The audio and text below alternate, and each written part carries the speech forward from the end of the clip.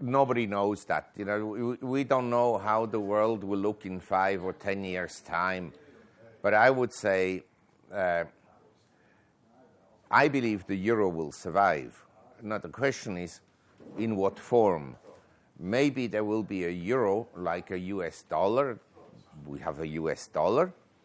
And maybe some countries like Greece, Italy, Portugal, Spain will no longer use the euro, will have essentially gone back to their local currencies. It could be, maybe not, because you understand, the typical Italian and Spaniard and Greek, he knows very well, we leave the EU, our pensions will be paid in local currency, and that will be much less than what we get now. So there's, on the one hand, from a nationalistic point of view, most Europeans would like to leave the EU, but when they look at their pocketbook, it's like when Scotland, when the vote came up to exit Great Britain, the young people, most of them voted for the exit. But the elderly people, the pensioners, they were threatened because of, again, as you say, the media said, well, you leave the EU, your pensions will be cut, and then. So if you are an elderly pensioner, what do you prefer? Get your pension and be part of the UK, or leave the UK and get lower payments? And this is one reason I think the EU may stay together. But of course, if the economic conditions in the southern countries, Greece, Italy, Spain, do not improve, if they actually worsen again, then maybe the move towards leaving the EU will become very strong. Number two, I have been writing about this. If you look at history, we had great empires, the Greek Empire and the Roman Empire and the Ottomans and Spanish Empire and the British Empire. And now we have the supremacy of America that is probably waning, but it was certainly there after the Second World War. The point is, usually if you had empires in the past, it was very costly because you had to keep armies in the so-called colonies, in your territories. And if there was a problem, you had to send in the troops and the ships and so forth, and essentially enforce your empire. In the modern empires like the EU, you may have to pay.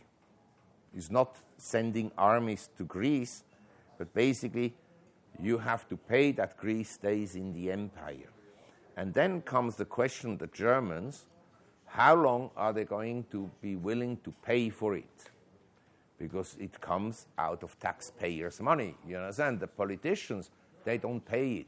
Most politicians don't even pay taxes because they are with the EU in Brussels or the IMF or the OECD. All these clowns, they don't pay tax. And then they go and propose wealth taxes on the others, on us, who work.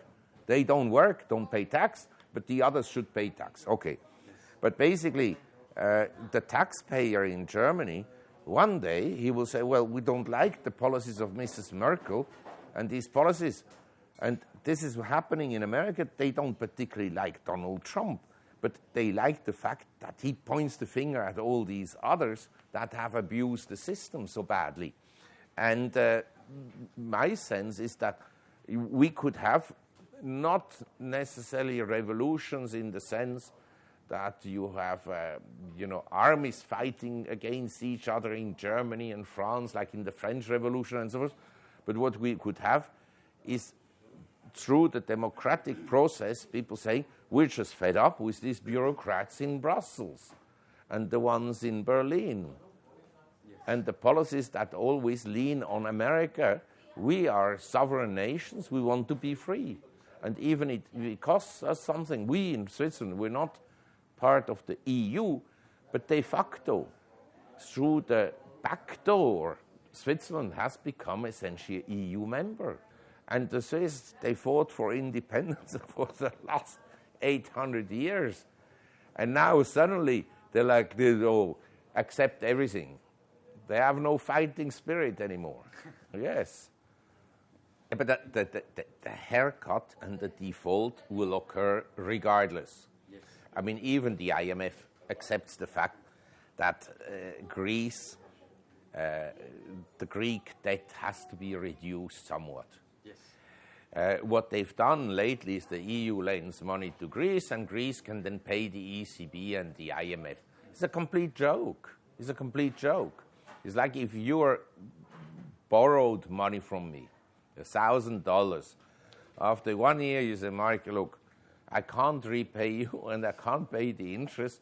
But if you lend me another 1,000, then I can pay you the interest on the first 1,000. But then you owe me 2,000. And after the third year, you come back and say, Mark, I'm very sorry, I can't repay you the 2,000.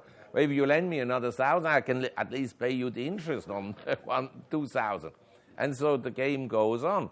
When you look at Greece objectively, private investor would never have lent altogether $300 billion to Greece. Never. But governments, other people's money, you understand, the ECB and the ESM and so forth and so on, this is all other people's money. They don't care. Yeah, sure, I agree with you. That's why we were discussing before that the debt liquidation hasn't occurred yet.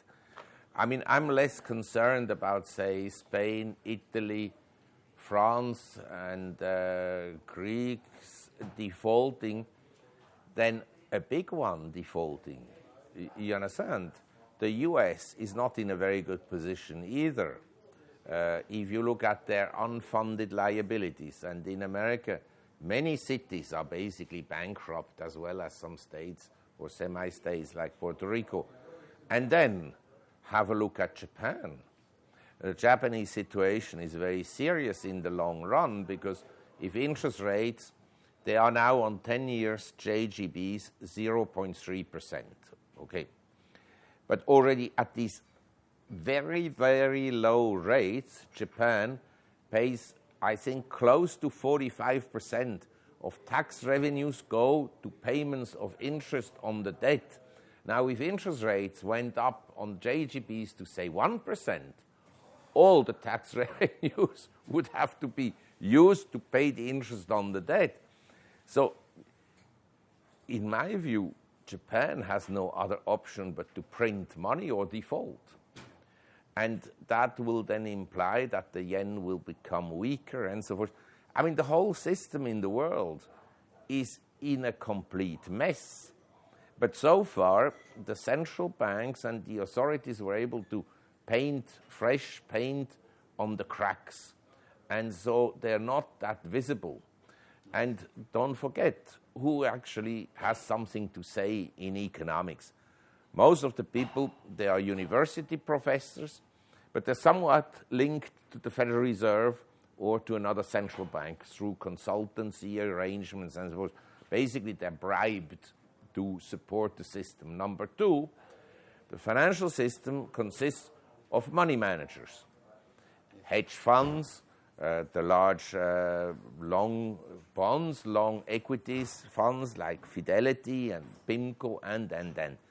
All these guys are interested in money printing because it lifts the asset values, and with rising asset values, the fees go up and the performance fees go up. So nobody has interest actually in an honest economic policy. They all are in favor of Bernanke's bailout of problems that occurred in 2008.